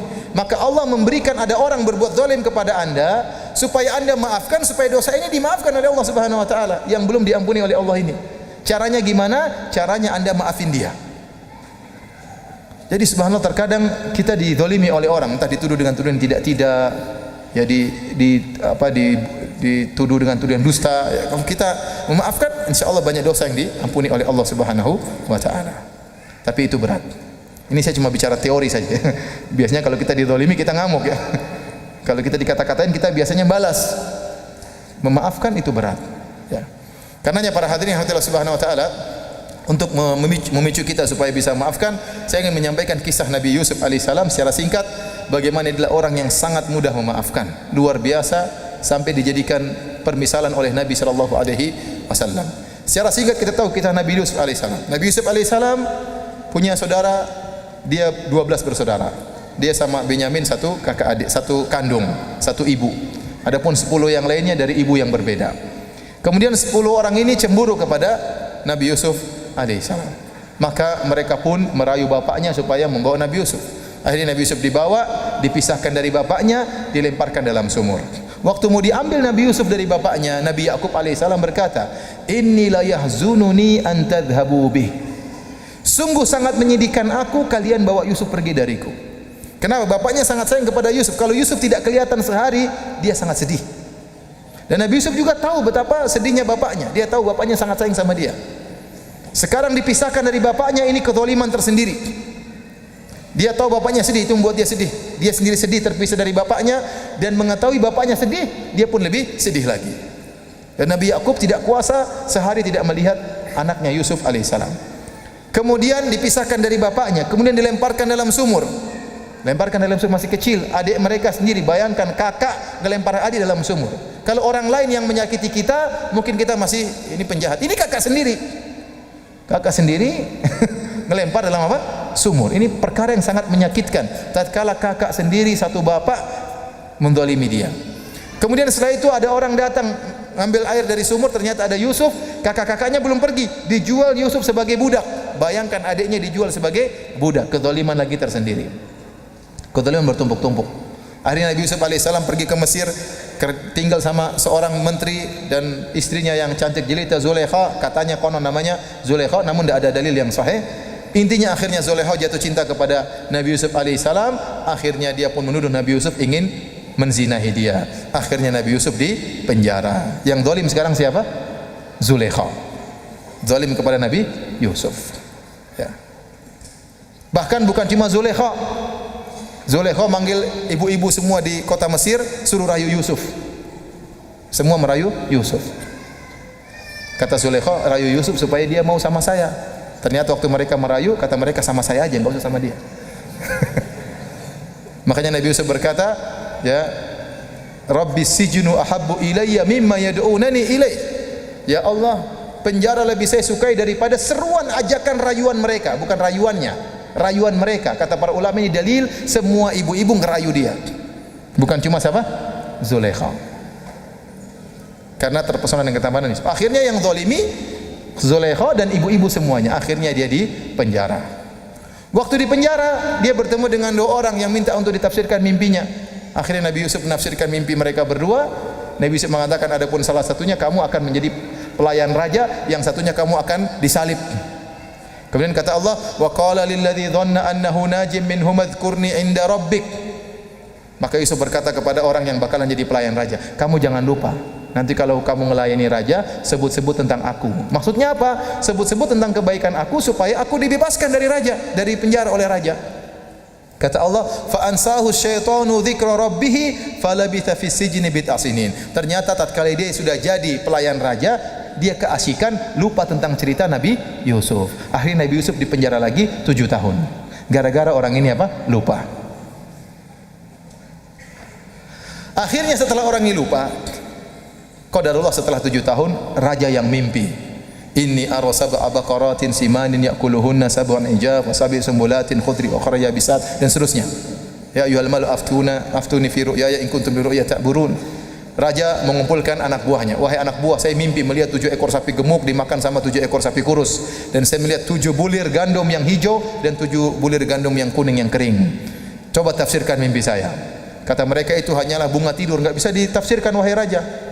Akhirnya kata Allah, wa qala alladzi naja minhuma waddakara ba'da ummatin ana unabbiukum bi ta'wilihi farsilun. Tiba-tiba pelayan raja ingat, masalah mimpi, baru dia ingat Yusuf, baru connect. Setelah kapan? Setelah 7 tahun. Oh ya Yusuf, utus saya kepada Yusuf. Akhirnya dia datang kepada Yusuf, mengatakan, Yusufu ayyuhas siddiqu aftina fi sab'i baqaratin simanin ya'kuluhunna sab'un ijab wa sab'i sumbulatin khudri wa ukhra yabisat la'ali arji'u ila an-nasi la'allahum ya'lamun. Kata dia, wahai Yusuf, tolong tafsirkan mimpi raja yang melihat 7 ekor sapi gemuk dimakan oleh 7 ekor sapi kurus dan 7 bulir gandum yang hijau dan 7 bulir gandum yang kering. Semoga saya bisa kembali kepada mereka, saya kabarkan tentang tafsiran mimpi. Kata para ulama, lihat Yusuf alaihissalam langsung memaafkan. Dia tidak mencela sama sekali. Dia tidak mengatakan, ente dari mana saja? 7 tahun baru ke sini sekarang, ente dari mana saja? Enggak ingat-ingat saya, kurang ajar ente. Enggak. Dan di antara baiknya Nabi Yusuf, dia langsung maafkan, dia tidak singgung sama sekali. Bahkan dia bukan cuma menafsirkan mimpi, kata para ulama, dia bahkan menafsirkan mimpi sekaligus memberi solusi. Apa sih tafsir mimpi tersebut? Tafsir mimpi tersebut akan ada 7 musim panen dan 7 tahun musim kemarau. Sudah selesai. Itu tafsirannya. 7 tahun musim panen, 7 tahun musim kemarau. Tapi ternyata Nabi Yusuf bukan cuma menafsirkan demikian, bahkan dia kasih solusi. Kata dia, tazra'una sab'a sinin da'aban fama hasadtum fadharuhu fi sumbulihi illa qalilan mimma ta'kulun. Thumma ya'ti min ba'di dzalika sab'un shidadun ya'kulna ma qaddamtum lahunna illa qalilan mimma tuhsinun. Kata Nabi Yusuf, caranya 7 tahun tanam sebanyak-banyaknya, terus makan sedikit, yang sisanya simpan di lumbung ya. Simpan di lumbung. Nanti akan datang 7 musim kemarau, maka makan dari sisa yang simpan tersebut dan masih ada tersisa. Jadi dia kasih jalan solusi bagaimana menghadapi 7 tahun musim panen dan 7 tahun musim kemarau. Akhirnya orang ini lapor kepada raja. Raja mengatakan, ya, suruh Yusuf ke sini. Tatkala datang utusan raja, maka Yusuf berkata kepada utusan raja, saatnya dia membebaskan dirinya. Dia mengatakan, irji ila rabbik fas'alhu ma balu niswatil lati qata'na aydiyahunna inna rabbi bikaidihinna alim. Tolong tanya sama rajamu tentang bagaimana kisah para wanita yang motong-motong tangan-tangan mereka. Raja mesti tahu tentang kisah tersebut. Akhirnya raja menghadirkan Zulaikha dan ibu-ibu yang lain yang tadi merayu Yusuf. Ma khatbukunna idrawattunna Yusufa an nafsi qulna hasya lillahi ma alimna alaihi min su. Bagaimana kabar kalian tatkala kalian merayu Yusuf? Mereka akhirnya ngaku, sungguh Yusuf tidak berbuat keburukan sama sekali, kami yang salah. Qalat imra'atul azizil ana hasasal haq ana rawatuha nafsihi. Kata Zulaikha, sekarang sudah nampak kebenaran, saya yang merayu dia. Laporan kepada Yusuf, ya benar, dia ngaku dia yang ngerayu. Nabi Yusuf pun tidak dendam, tidak mengatakan itu Zulaikha suruh penjarakan, enggak. Dia enggak nuntut Zulaikha dipenjarakan, dia tidak nuntut ibu-ibu untuk dipenjarakan. Sudah, lalu selesai, yang penting dia sudah keluar, tidak ada dendam sama sekali. Kalau dia dendam, dia tidak akan menikahi siapa? Zulaikha. Tapi disebutkan dalam riwayat dia menikah dengan Zulaikha, tapi riwayatnya riwayat yang lemah. Tidak ada riwayat yang apa? Yang sahih.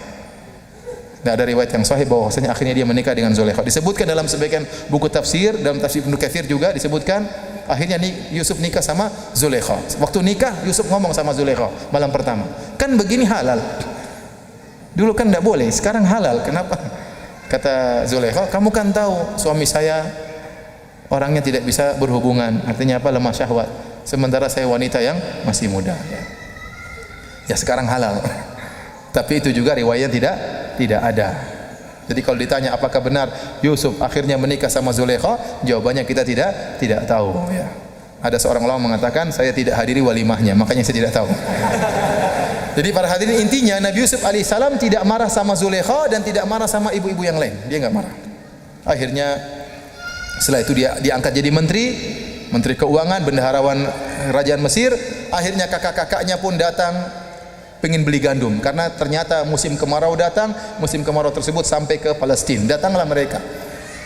Akhirnya Nabi Yusuf bertanya, kalian berapa orang sekeluarga? Oh, kami 12 orang. Ya. Kok cuma 10? Iya, kita cuma 10. Ada satu masih tinggal sama bapaknya, yang satu hilang. Satu hilang maksudnya siapa? Yusuf. Maka Yusuf mengatakan, datangkan yang satunya. Ya. Bi akhillakum min abikum, datangkan saudara kalian Binyamin. Kalau kalian tidak datangkan, saya tidak jual lagi gandum. Intinya akhirnya mereka datang lagi bawa Binyamin. Setelah itu Nabi Yusuf membuat hilah, cara, sampai akhirnya Binyamin tertuduh mencuri. Akhirnya waktu Binyamin tertuduh mencuri, kakak-kakaknya komentar, iyasriq faqad saraka akhul lahum min qabl. Kalau Binyamin mencuri, sungguhnya saudaranya juga pernah mencuri. Maksudnya siapa? Yusuf. Padahal depannya Yusuf ini. Dan Yusuf, kurang ajar nih bilang saya mencuri. Tapi Yusuf tidak keluarkan. Fa asarraha Yusufu fi nafsi wa lam yubdiha lahum. Dia simpan dalam hatinya, tidak dia keluarkan. Tidak semua kemarahan kita keluarkan. Tidak semua kejengkelan kita keluarkan. Meskipun dia tidak keluarkan, Allah Maha tahu, Allah sebutin. Kalau Allah tidak sebutin, enggak ada yang tahu kalau Yusuf begitu marah. Dia marah manusiawi. Nuduh saya mencuri. Padahal mereka yang kurang ajar ini intinya. Akhirnya para hadirin yang Allah Subhanahu wa taala, akhirnya mereka pun datang lagi ngemis-ngemis. Intinya akhirnya Nabi Yusuf buka kartu, saya adalah Yusuf. Kalian masih ingat ya? Apa kalian masih ingat? Ma fa'altum bi Yusuf wa akhihi id antum jahilun. Wahai anak-anak Bani Israel, masih ingatkah kalian apa yang kalian lakukan terhadap Yusuf dan saudaranya? Id antum jahilun, tatkala kalian masih jahil. Lihat, Nabi Yusuf ingin mencela mereka pun dengan kata-kata yang halus. Nabi Yusuf kasih uzur, kalian dulu jahat kepada Yusuf dan saudaranya, waktu itu kalian masih jahil. Paham? Id antum jahilun. Qalu a innaka la anta Yusuf, kata mereka, engkau ini Yusuf. Qala ana Yusuf wa hadha akhi. Disebutkan dia buka apa namanya mahkotanya sehingga kelihatan ternyata itu apa? Yusuf. Kemudian kata mereka, kami telah bersalah wahai Yusuf. Kata Yusuf alaihissalam mengomentari permohonan maaf saudara-saudaranya, kata beliau, la tathriba alaikumul yauma yaghfirullahu lakum. Tidak ada celaan bagi kalian hari ini dan semoga Allah mengampuni kalian. Lihat, Nabi Yusuf mengatakan, saya tidak akan mencela kalian. Ini dipegang oleh Nabi Yusuf alaihissalam. Akhirnya Nabi Yusuf suruh datangkan ayahnya, ibunya datang semuanya, datang semua ke Mesir. Bapaknya mungkin tanya-tanya, wahai Yusuf, apa yang terjadi? Maka Yusuf cerita, ya abati, hada ta'wilu ru'yaya min qablu qad ja'alaha rabbi haqqan. Wahai ayahanda, inilah mimpiku yang pernah saya ceritakan kepada engkau puluhan tahun yang lalu. Allah telah jadikan menjadi kenyataan. Wa qad ahsana bi, Yusuf cerita, Allah telah berbuat baik kepadaku.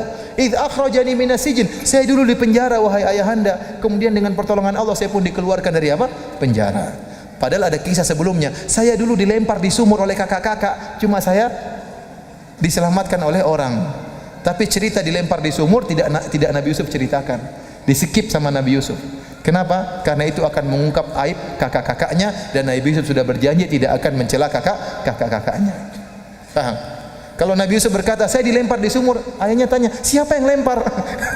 Itu yang depan-depan itu nih. Tapi Nabi Yusuf enggak, dia sudah janji tidak akan mencela, maka dia skip cerita tersebut, dia langsung pada cerita kedua bahwasanya dia di penjara kemudian dikeluarkan dari penjara. Kemudian disebutkan nikmat yang lain. Wa jaa bikum minal badwi min ba'di an nazaga syaitanu baini wa baina ikhwati. Perhatikan di sini. Di antara nikmat ya ayahanda kepada Allah kepadaku, Allah mendatangkan kalian dari kampung menuju Mesir setelah syaitan mengadu domba di antara aku dan kakak-kakakku. Masalah kakak-kakaknya hasad kepada Nabi Yusuf. Bapaknya tahu atau tidak? Tahu sejak awal, sudah tahu. Makanya diingatkan, wahai Yusuf, jangan cerita sama kakakmu tentang mimpimu, mereka akan hasad kepadamu. Jadi masalah dia dihasati oleh kakak-kakaknya, ayahnya sudah tahu. Tetapi Nabi Yusuf menyebutkan nikmat, dahulu kami bertengkar, sekarang menjadi bersatu, itu nikmat. Namun tatkala dia mengungkapkan pertengkaran tersebut, dia pilih kata-kata yang baik. Dia mengatakan, mim ba'di an nazaga syaitanu baini wa baina ikhwati. Setelah syaitan mengadu domba antara aku dan saudara-saudaraku. Dia tidak mengatakan setelah saudara-saudaraku kurang ajar kepada aku, tidak. Tetapi dia sandarkan kesalahan kepada syaitan dan seakan-akan kesalahan dari dua belah pihak.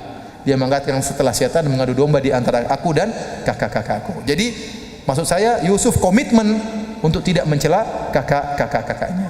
Inilah ya kisah bagaimana memaafkannya Nabi Yusuf alaihissalam. Saat dia bisa membalas dendam kepada kakak-kakaknya, maka dia tidak balas. Dan inilah yang dilakukan oleh Nabi SAW.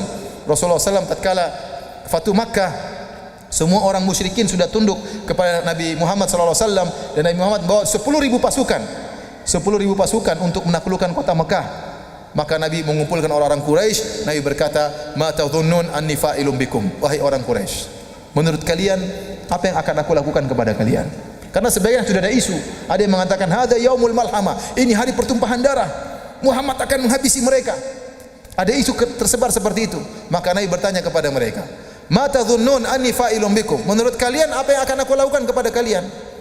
Nabi Muhammad diusir 8 tahun yang lalu, meninggalkan kampung halamannya, meninggalkan tempat kelahirannya, semua harta kaum muslimin ditinggal. Sekarang saatnya membalas dendam, kembali ke kampung halaman setelah terusir 8 tahun. Saatnya sekarang tunjukkan taring dan tunjukkan gigi. Nabi bertanya, apa yang akan aku lakukan kepada kalian? Kata mereka, khairan akhun karim ibnu akhin karim, kau akan melakukan kebaikan bagi kami, engkau adalah saudara kami yang baik, bapakmu juga baik, katanya. Akhirnya Nabi Muhammad SAW mengatakan, saya tidak berkata kepada kalian kecuali seperti perkataan saudaraku Yusuf, la tathriba alaikumul yaum. Yusuf pernah berkata, tidak ada celaan bagi kalian. Idhabu fa antumut talaqa, pergilah kalian, kalian bebas. Mereka waktu itu masih musyrik.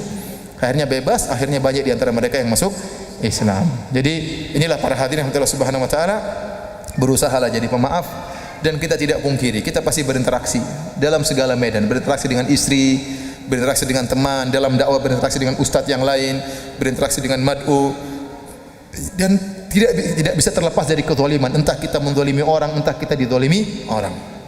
Dan kalau kita dizalimi, latih diri kita untuk apa? Memaafkan. Paling tidak enak kalau kita bermusuhan sama orang yang dekat sama kita. Paling tidak enak kalau kita ribut sama istri dan kita tidak memaafkan. Ya. Enak kalau tidak ribut sama istri. Paling tidak enak. Itu ketemu lagi, dia lagi di rumah ribut lagi. Ya. Kalau kita bermusuhan sama orang jauh, masih mending, kita jarang ketemu dia. Tapi bermusuhan dengan istri, ribut dengan ayah, ribut dengan ibu, ribut dengan kakak, ribut dengan ipar, paling tidak enak. Maka kalau anda dalam posisi terzalimi, hendaknya segera maafkan supaya enak hidup ini. Dapat pahala, anda diampuni dosa-dosa dari Allah dan hidup jadi tenteram. Orang kalau tidak memaafkan, dendam, suka marah-marah, hidupnya tidak tenteram. Dia dendam, nanti kemarahan tersebut dia bawa ke rumah, akhirnya dilampiaskan kepada istrinya, kepada anaknya. Ya, dia hidupnya mau tidur juga tidak enak, mau tidur sebelum tidur murojaah dulu, si fulan kurang ajar, si fulan kurang ajar, si fulan kurang ajar. Brengsek dia, mau tidur isinya semua dendam hatinya, enggak enak. Coba kalau dia sudah maafkan, belum tidur dia baca Quran, kan enak hidupnya. Ya. Jadi paling enak, orang paling bahagia, orang yang paling mudah apa? Memaafkan. Tapi ini akhlak yang paling berat. Ya. Semoga Allah menjadikan kita hamba-hamba Allah yang berakhlak mulia, dan semoga Allah mengumpulkan kita dengan Nabi Muhammad SAW di surganya kelak. Baik hadirin, ini banyak pertanyaan. Sebelumnya saya mohon maaf tidak bisa menjawab semuanya. Ini pertanyaan, apakah benar kalau puasa di 9 hari awal bulan Dzulhijjah hadisnya palsu? Saya lihat hadis ini ada Rasulullah SAW Tis'a Dzulhijjah, Rasulullah SAW berpuasa pada 9 Dzulhijjah, hadis itu diperselisihkan tentang kesahihannya ya. Tetapi taruhlah hadis itu dhaif, tidak ada hadis tentang puasa Nabi 9 Dzulhijjah, tetap dianjurkan untuk banyak berpuasa di 10 awal Dzulhijjah. Karena Rasulullah SAW bersabda, "Ma min ayyamin al-amalu salihu fihinna ahabbu ila Allah min hadhil ayyam al-'ashr wal jihad fi sabilillah." Kata Nabi, tidak ada hari-hari amal soleh paling mulia seperti pada 10 awal Zulhijjah. Sahabat berkata, apakah lebih mulia daripada jihad? Kata Nabi, bahkan lebih mulia daripada jihad fisabilillah. Illa rajulun kharaja bimalihi wa nafsihi thumma lam yarji' bidzalika min dzalika bi syai'. Kecuali seorang yang keluar berjihad, bawa hartanya, bawa jiwanya, kemudian jiwanya dia terbunuh, hartanya dirampas. Itu baru bisa sama dengan amal soleh di 10 hari awal Dzulhijjah. Dan para ulama seperti Syekh Shalih Al-Utsaimin, kemudian Syekh Shalih Al-Fauzan menjelaskan di antara amal soleh tersebut umum, termasuk puasa. Termasuk puasa. Anda boleh berzikir, Anda boleh berbakti. 10 hari ini saya mau berbakti sama orang tua, boleh, enggak ada masalah. Saya ingin sholat malam lebih bagus, boleh, silakan. Saya ingin puasa, silakan. Saya ingin bersedekah selama 10 hari. Enggak ada dalilnya Rasulullah SAW bersedekah 10 hari. Tidak ada juga. Hadisnya umum, maka kita umumkan. Apa dalil Anda untuk mengeluarkan tidak boleh puasa? Mana dalilnya? Enggak ada. Sebagaimana Anda boleh berpuasa 9 hari, Anda boleh berbakti sama orang tua selama 10 hari, Anda boleh sholat malam selama 10 hari, Anda boleh bersedekah selama 10 hari, Anda boleh mengkhususkan saya ingin bersilaturahmi 10 hari, enggak jadi masalah. Amal apa saja mulia pada hari-hari ini, termasuk diantaranya puasa sampai puasa 9 hari. Ustaz, bagaimana kalau ucapan untuk komentar kita menyakitkan tapi niat kita hanya mengingatkan? Karena dalam hadis kul haqqan walau kana murram. Ini bukan hadis, ini perkataan disriwayatkan, disenasibahkan kepada Ali. Katakanlah kebenaran meskipun pahit. Anda menyampaikan dengan cara yang baik, ya. Cara yang baik maksud kita nasihati maksudnya apa sih? Kita menasihati maksudnya supaya orang terima. Kalau kita nasihati untuk maki-maki saja, orang tidak akan terima. Nah, tujuan Anda apa? Ingin agar orang itu terima, maka sampaikan dengan baik, dengan ilmiah, meskipun dia tersakiti. Tidak jadi masalah. Tapi sampaikan dengan ilmiah, dengan kata-kata yang lembut. Kalau sakit itu wajar, karena Anda menegur, ya. Tetapi jangan sejak awal Anda sudah sengaja untuk apa? Menyakitinya. Ini tidak benar. Ya, kalau Anda sudah berusaha terbaik, ternyata dia tersakiti, yaitu di luar kemampuan Anda, karena kebenaran harus disampaikan. Bismillah. Assalamualaikum Ustaz. Ada pertanyaan dari pendengar Radio Roja Bandung. Ya. Ketika kita datang bulan, saya merasa mood saya berubah dari biasanya. Misalnya jadi lebih sensitif, mudah tersinggung dan suka marah. Apakah ini juga termasuk salah satu dosa besar? Kalau kita sudah tahu bahwasanya mood kita berubah tatkala datang bulan, mudah tersinggung, suka marah-marah, maka kita harus sadari itu kekurangan kita. Maka tatkala kita mau marah, oh saya lagi haid, memang saya kayak begini, supaya kita enggak marah-marah, ya. Ya, dan itu di luar kemampuan kita. Yang penting kita jangan mendolimi apa? Orang. Kalau sudah tahu kita suka marah, jangan kita marahin orang juga, jangan. Ya, perempuan berubah-ubah, ya. Tatkala mereka sedang haid seperti itu, tatkala sedang hamil seperti itu, ya. Saya baru ketemu kemarin teman saya. Subhanallah, katanya Firanda, waktu pertama istri saya hamil 3 bulan pertama, mau saya ceraikan. Kenapa? Lihat wajah saya enggak mau. Jadi saya lihat dia enggak mau lihat wajah saya. Antum kan tahu Firanda, kalau dia sudah tidak mau lihat wajah saya, apalagi yang gitu-gitunya, lebih tidak mungkin lagi. Jadi saya puasa 3 bulan gitu. Ini menderita, hampir saya ceraikan istri saya. Saya tidak tahu, kaget saya kok ada perempuan, ternyata memang dia seperti itu. Setiap mengandung, anak kedua juga demikian, sekarang anak kelima istrinya cuekin, dia sudah biasa. Saya kunjungi lagi, oh biasa. Sudah 5 kali. Jadi maksud saya, kalau sudah tahu kita mudah tersinggung, jangan banyak komentar, jangan banyak ngomong. Tolong beri pengertian sama suami. Suamiku saya modelnya begini, tolong kamu sabar karena saya lagi haid, saya seperti ini, ya. Jadi kita berusaha memahami dan minta pemahaman dari suami. Kalau kita salah, segera minta maaf.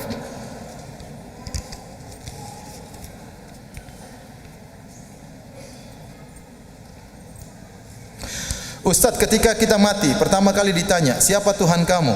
Apa kitabmu? Siapa imam kamu? Nah, yang ditanyakan, siapa imam kita? Enggak ada pertanyaan siapa imammu, ya. Apa Tuhanmu? Man rabbuk wa madinuk? Apa agamamu dan siapa nabimu, ya. Tidak ada siapa imammu. Tanya imam tadi siapa namanya? Kalaupun ditanya, antum bisa jawab.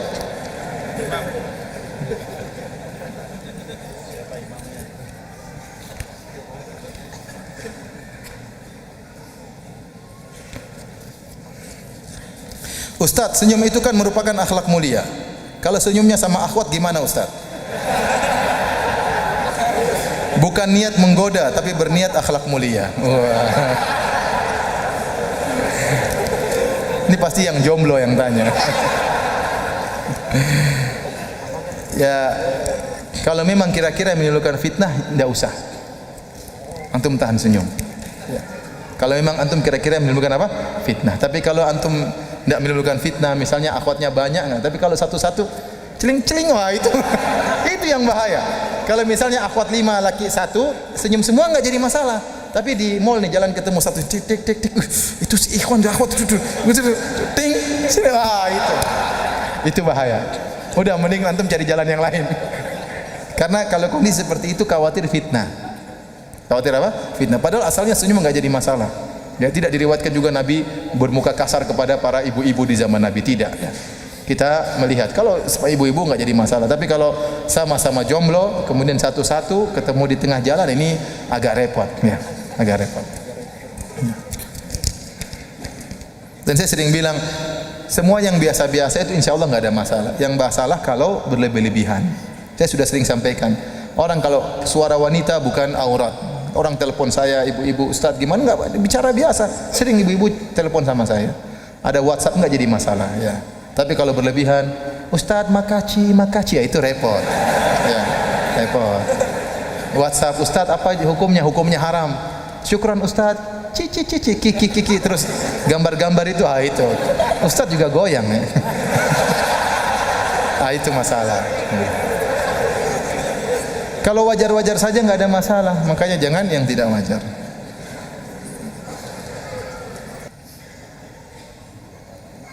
Saya punya teman non-muslim sudah tertarik dengan kajian-kajian dan minta diajak datang langsung. Apakah boleh Ustaz? Boleh. Jika non-muslim masuk masjid dengan tujuan mengenal Islam, boleh, nggak jadi masalah. Nabi menerima tamu non-muslim di Masjid Nabawi. Bahkan Nabi pernah mengikat seorang non-muslim di Masjid Nabawi. Jadi nggak jadi masalah ya. Kita ajarkan saja adab-adab. Tatkala masuk masjid, adab-adab, sini ada adabnya. Dia mau duduk kajian enggak jadi masalah. Enggak ada masalah.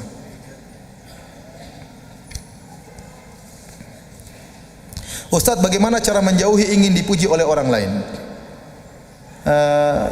Perasaan ingin dipuji itu manusiawi, ya. Tapi harus kita lawan. Adapun menghilangkannya saya rasa tidak bisa.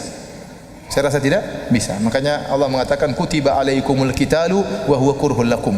Diwajibkan atas kalian berperang padahal itu dibenci oleh kalian. Tidak ada orang ingin perang itu, enggak ada, tapi dia lawan dirinya karena dia ingin berjihad di jalan Allah Subhanahu wa taala. Tidak ada orang yang benci kalau dipuji, enggak ada. Semuanya orang dipuji senang, tapi dia tidak suka karena ini bisa menimbulkan apa? Riya ya. Jadi untuk menghilangkan perasaan suka dipuji hilang itu mustahil, enggak mungkin. Tapi harus antum melawan. Saya jangan mencari apa? Pujian. Jangan saya mencari pujian.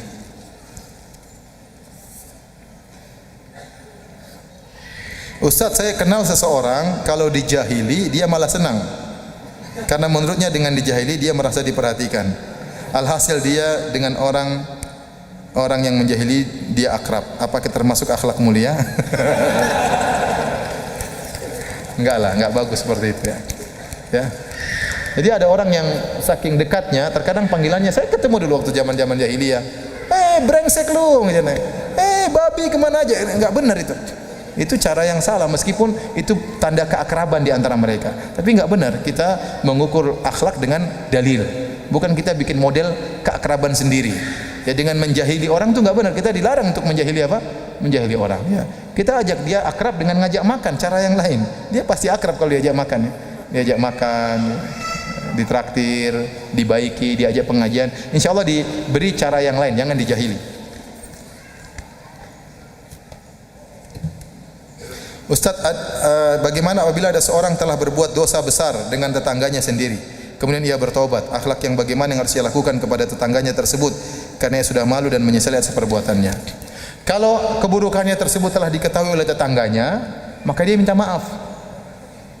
Kalau keburukannya tersebut tidak diketahui oleh tetangganya, ya, dan kalau diberitahu ternyata mudaratnya besar, maka dia minta maaf secara global saja. Dan dia berusaha berbuat baik sama tetangga tersebut, ya. Tapi kalau tetangganya sudah tahu kesalahannya tersebut, maka dia minta maaf serius. Dan sering saya sampaikan, ya ikhwan, kalau antum dizalimi antum maafkan. Tapi kalau antum menzalimi, maka minta maaf. Minta maaf. Jangan sampai dia meninggal atau antum meninggal sebelum antum minta maaf. Sering terjadi orang punya salah sama orang lain, dia nunda-nunda minta maaf, ternyata orang tersebut keburu meninggal atau dia keburu meninggal. Nanti masalahnya pada hari kiamat kelak akan disidang oleh Allah Subhanahu wa taala. Dan saya ingatkan, kalau Anda punya salah minta maaf serius. Datang serius, kunjungi rumahnya bawa hadiah kayak atau apa kayak, minta maaf, mohon maaf saya merasa menyesal. Kalau bisa menangis di hadapan dia, minta maaf sama dia, itu namanya minta maaf yang benar-benar. Bukan datang lewat hanya SMS, kalau saya punya salah maafin dong ya. Gimana kalau saya punya salah?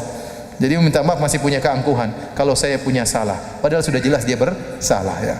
Jadi kalau kita punya salah segera minta maaf kepada siapapun, tetangga atau karib kerabat atau yang lainnya, sebelum ajal menjemput kita atau menjemput dia, sehingga hilanglah kesempatan untuk minta maaf. Tapi demikian saja, mohon maaf ya. Antum kan pemaaf kan pada malam hari ini. Ini banyak pertanyaan tidak bisa saya jawab ya. Tolong tanya kepada ustaz yang lain. Demikian. Subhanakallah bihamdik asyhadu alla ilaha illa anta astaghfiruka wa atubu ilaik. Assalamualaikum warahmatullahi wabarakatuh.